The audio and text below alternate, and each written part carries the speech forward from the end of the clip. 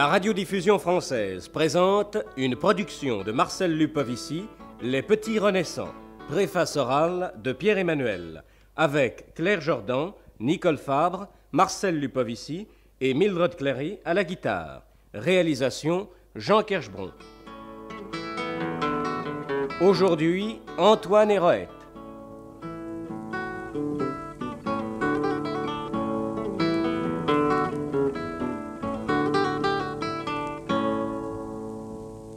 En 1542, le poète Boileau de la Borderie déchaînait un petit scandale dans le monde de la cour et des lettres en publiant son poème « L'ami de cour ».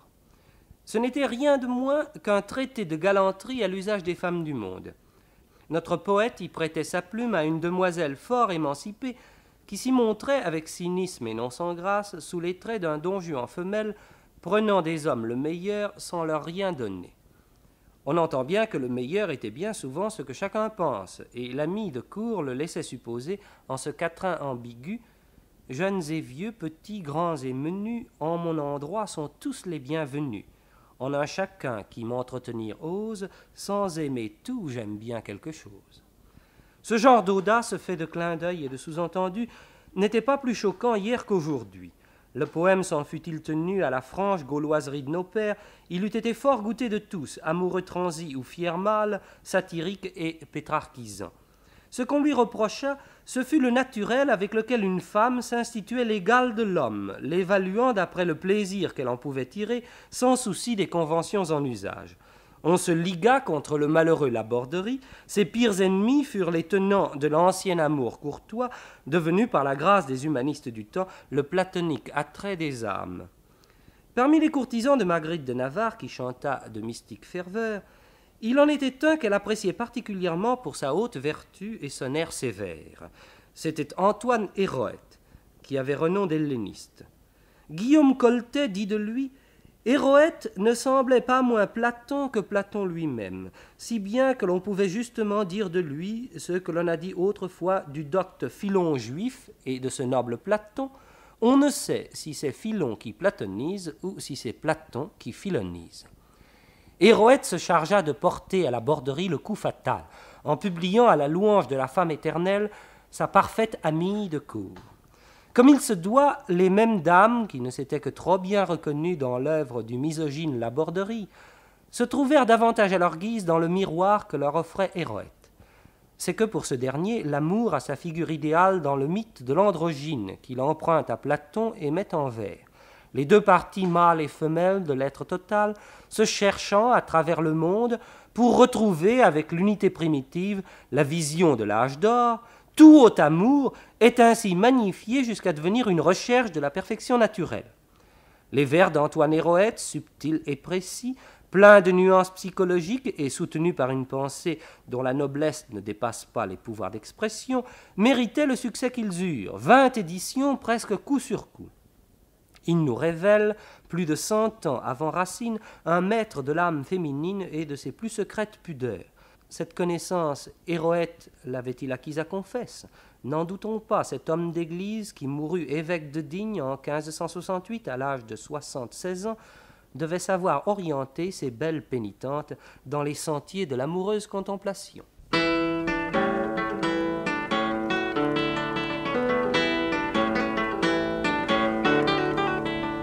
Au premier temps que le monde vivait d'herbe et de glands, 3 sortes il y avait d'hommes. Les 2 tels qu'ils sont maintenant, et l'autre double était, s'entretenant ensemblément, tant mâle que femelle. De 4 bras, 4 pieds et 2 têtes étaient formées ces raisonnables bêtes. Chacun était de son corps tant aisé qu'en se tournant, il se trouvait baisé. Ce monstre dont, tel que les figurés, se tenait fort de sa force assurée, mais contemplait la céleste puissance d'où le ciel prit courouse et connaissance. Là Jupiter usa de son savoir et commanda soudain sans s'émouvoir que par moitié ce corps fût séparé, et tellement le simple réparé que chaque part vécut pour témoignage perpétuel de l'orgueilleux outrage.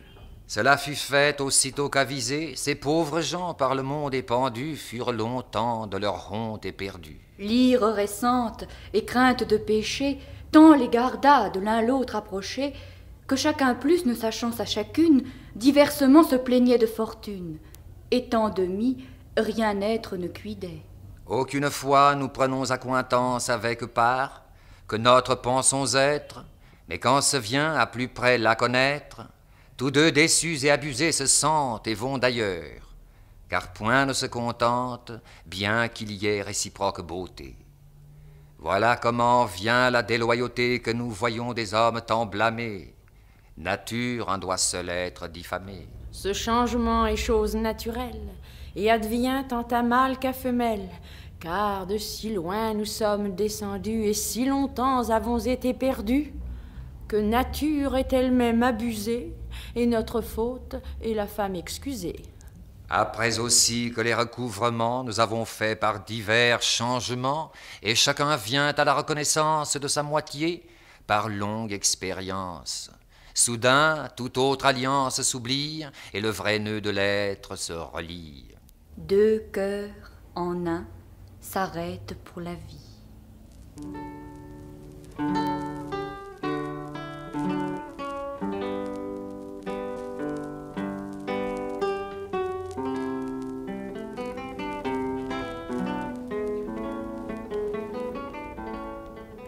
Œil, oh non pas œil, mais un soleil doré, œil après Dieu de mes yeux honorés, œil qui ferait de son assiette et taille durer 10 ans entour une bataille, œil me privant du regard qu'il me doit, me voyant mieux que s'il me regardait, œil sans lequel mon corps est inutile, œil par lequel mon âme se distille, œil ô mon œil, 10 ans je le veux bien, plus que de lui vient mon mal et mon bien, œil bel et net comme un ciel azuré, œil reposé, constant et assuré, œil qui rirait en me faisant mourir, qui pleurerait ne m'osant secourir, œil de son fait, lui-même ébloui, œil qui dirait si sagement oui. Mais à qui, œil? À celui qui savait qui vous aura? Vous, celle qui m'avez, œil, qui pour rendre un cœur de marbre uni ne daignerait se montrer qu'à demi, œil s'accordant au riz de la fossette qui fait amour en joue vermeillette, œil où mon cœur s'était devant rendu que l'huissier le logis défendu, œil si se veut tenir pensif et quoi qui fait sortir de soi je ne sais quoi, œil qui me donne en y pensant tant d'aise, œil, ô doux œil que si souvent je baise, œil qui ne fut jamais assez loué, œil doux et beau, le propre de ma mie, œil je suis vôtre et de ce vous assure, écoutez-moi mon œil, je vous conjure par Cupidon que vous avez tout nu, et par son arc, quand vous j'ai reconnu, par tout mon bien, par l'ouverte fenêtre que vous voyez à mon côté senestre, par la beauté de celle que savez, par le venin que vous me réservez, œil, dites-moi ce que vous répondîtes, découvrez-moi le signe que me fîtes, déclarez-moi, s'il vous plaît, ce langage, et n'en parlez rien qu'à mon avantage.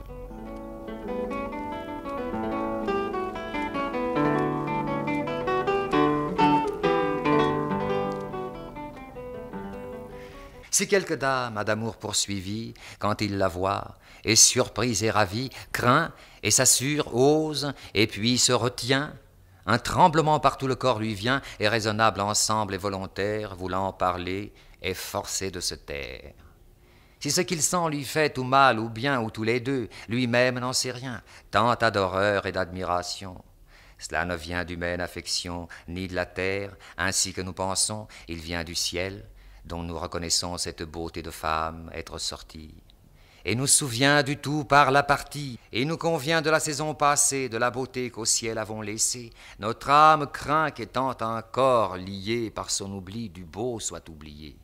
Puis tout soudain par sa reconnaissance, elle s'assure et entre en espérance, puisque d'un tel souvenir est saisi, que beauté la préélue est choisie à s'élever, si comme d'entendre combien de pertes elle fit de descendre.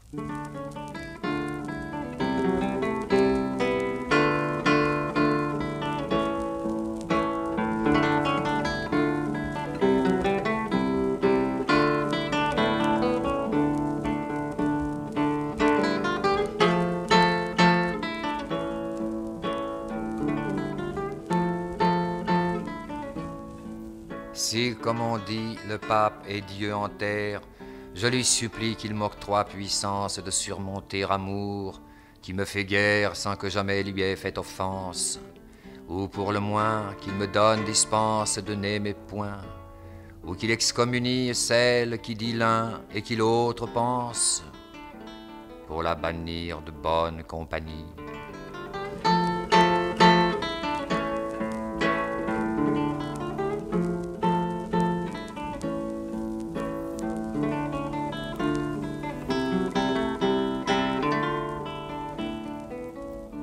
Cœur prisonnier, je vous le disais bien, qu'en la voyant vous ne seriez plus mien, si j'eusse eu lors le sens de vous entendre.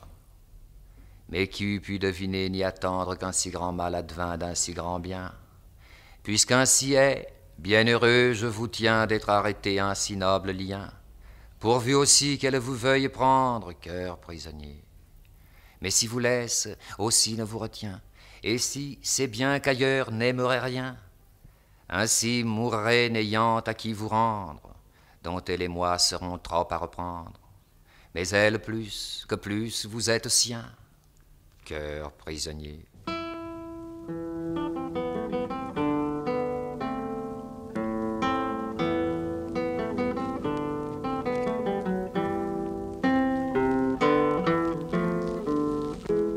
Si Dieu voulait pour un jour seulement nous échanger, tant que devinssent elle et elle moi, sans le contentement que j'aurais eu d'être priée et belle, je laisserais sa condition telle qu'au lendemain, quand à soir vient droit, s'il lui tenait d'être encore cruel, ne pensez pas que fût à mon endroit.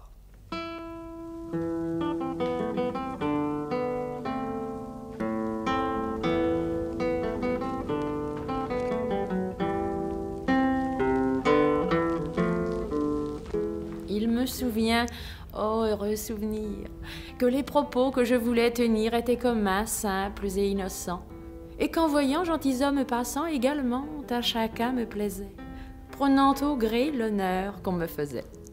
Tous mes plaisirs étaient d'accoutrement, estimant plus du corps les ornements que l'esprit maintient grâce ou faveur. Lors tous mes goûts étaient d'une saveur, et si plaisir advient sans jugement, je n'avais pas peu de contentement. Mais maintenant, suis forte à contenter. Je ne me puis seulement présenter occasion de passe-temps ou aise, que le plaisir même ne me déplaise, et ne me trouve en place ni contrée qu'un continent, je ne me sens outré, tenant les lieux où être je ne puis toujours meilleur que ceux-là où je suis. D'où vient cela? Si faut-il que je le dise, à mon avis, d'où vient ma maladie? À mon endroit, un prince s'adressa, lequel tant l'œil et la langue abaissa qu'il me daigna présenter son service. Je n'estimais avantage ni vice auparavant tels seigneurs écoutés. De ce dernier il advint autrement, car je compris en mon entendement, incontinent qu'il s'offrit à mes yeux, qu'il n'était pas possible d'avoir mieux. Je l'aime donc? Oui, si c'est aimer tout fort que lui dépriser et blâmer, si c'est aimer que d'oser entreprendre, le voir souvent et chaque soir l'attendre, si c'est aimer que d'être malcontente qu'autre jouit du fruit de mon attente, si c'est aimer, en des lieux plus de 20, le souhaiter et craindre qu'il n'y vînt. Si j'ai ami, et qu'il est accointance d'un million de tels que l'on trouve, contente suis que leur amour éprouve, pour donner lustre à mon affection. Mais s'il en aime une, sans fiction, et qu'il l'aima comme je veux aimer, le seul pensée m'en semble si amer, qu'il me vaut mieux conclure mon affaire qu'en daignant au malheur me déplaire. Rien ne me sert feindre ou dissimuler. Mon heure vient, je n'y puis reculer. Je ne dis pas pourtant que j'y consente. Il reviendra, je serai très contente. Et s'il advient que jamais je le tienne autant à moi que je me connaissienne, je lui ferai, si mieux ne puis, entendre l'heure de revoir et le malheur d'attendre.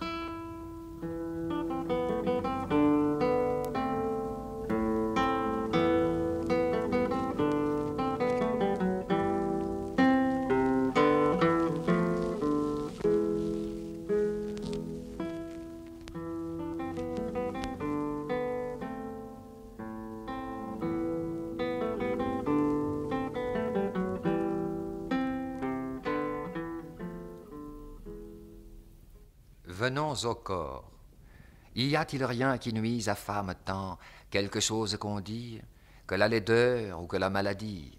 Certes, nenni, car comme la beauté, le portrait d'excellente bonté, ainsi laideur est signe de tout vice, et se peut dire image de malice. Femme qui est aimée et amoureuse, on que ne fût laide ou malicieuse, il est bien vrai que quelqu'une à tout prendre, et en vouloir la proportion rendre de la façon et couleur de ses traits, n'aura aux yeux si dangereux attrait, le teint si clair, bouche si bien riante, qu'aurait une autre en beauté excellente. Amour n'est pas enchanteur si divers que les yeux noirs fassent devenir verts, qu'un brun obscur en blancheur claire tourne, ou qu'un trait gros du visage détourne. Mais s'il se trouve assise en cœur gentil, si pénétrante et son feu est subtil, qu'il rend le corps de femme transparent et se présente au visage apparent, je ne sais quoi qu'on ne peut exprimer, qui se fait plus que les beautés aimées.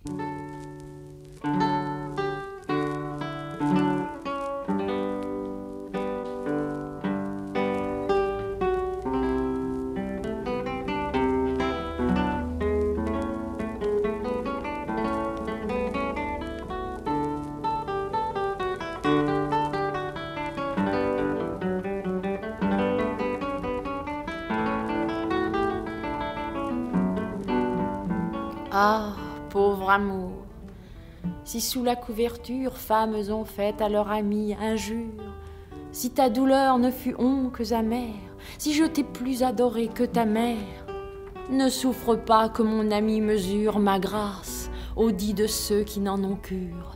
Mon amitié me semblerait pollue si je voulais ou si j'étais voulu d'autres personnes, et si ne suis aimée de lui qu'autant que je suis estimée des étrangers, je serais malvenue.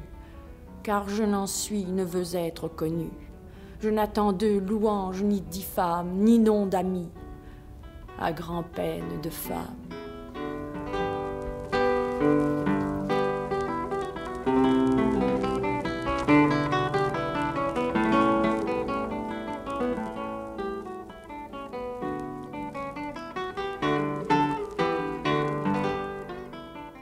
Qui la voudra souhaite que je meure, puis s'il connaît son grand deuil apaisé, la serve bien. Mais il est mal aisé, mort son ami, qu'elle vive demeure.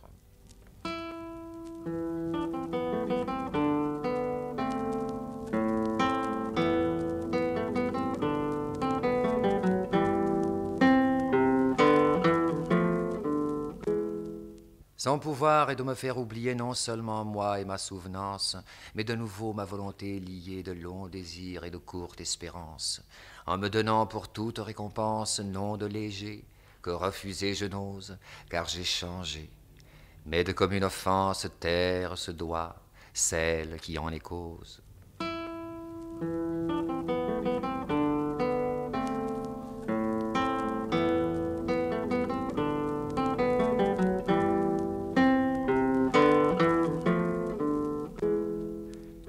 Mamie à soi, non aux autres ressemble, car se voyant naturelle beauté, a tant acquis de chaste loyauté, qu'en elle sont deux contraires ensemble. Je crois qu'amour lui-même l'aimera, car il la touche et craint de la blesser. S'il en est pris, je crois qu'il forcera elle d'aimer, ou moi de la laisser.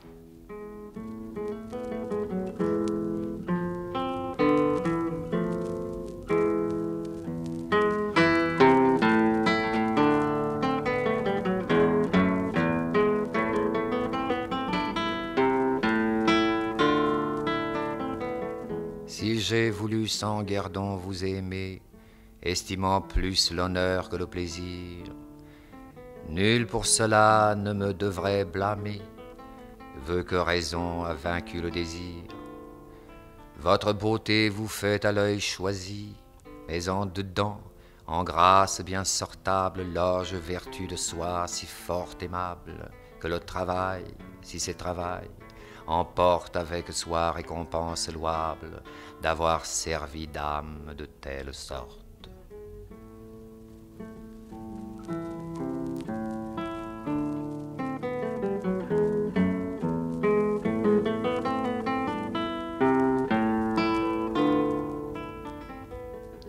Amour à peine que mon mal le diffame. S'il est connu que plus oncle ne s'y fie, je n'en dis rien. Mais je vous certifie qu'un Dieu devait épargner une femme. À mon ami, il donne tout le blâme et me permet plus heureuse entreprise. Oh, le méchant, il sait que je suis prise et qu'au changer une femme est infâme. Ayez pitié du grand mal que j'endure pour vous servir, sans m'en vouloir blâmer. Amour vous peut, comme moi, faire aimer, et du passé vous demander l'usure. Entre les cœurs que l'amour désavance, le mien se rit de piteuses aventures, car bien et mal sont de telle nature que l'un finit sans que l'autre commence.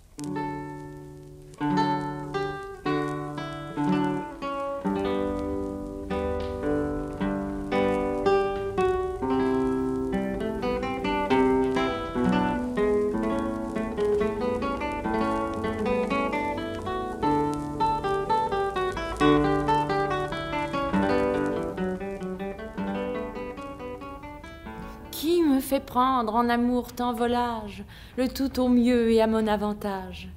C'est que me sens en son endroit si forte, tant agréable et de si bonne sorte, qu'il n'y a chose en personne excellente que je ne l'ai, et que je ne contente celui qui est si fort à contenter, qu'on ne lui doit rien que moi présenter.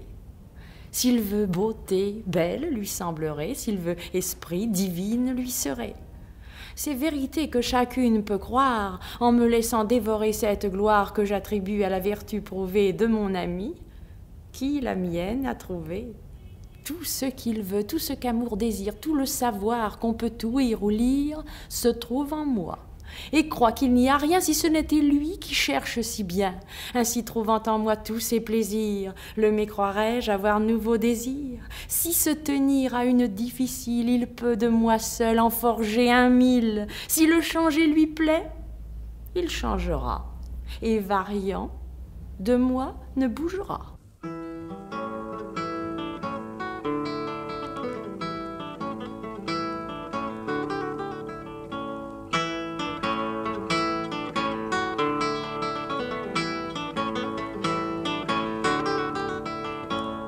La radiodiffusion française vous a présenté une production de Marcel Lupovici, Les Petits Renaissants, préface orale de Pierre-Emmanuel, avec Claire Jordan, Nicole Fabre, Marcel Lupovici et Mildred Clary à la guitare. Réalisation Jean Kerschbron. Aujourd'hui, Antoine Héroët.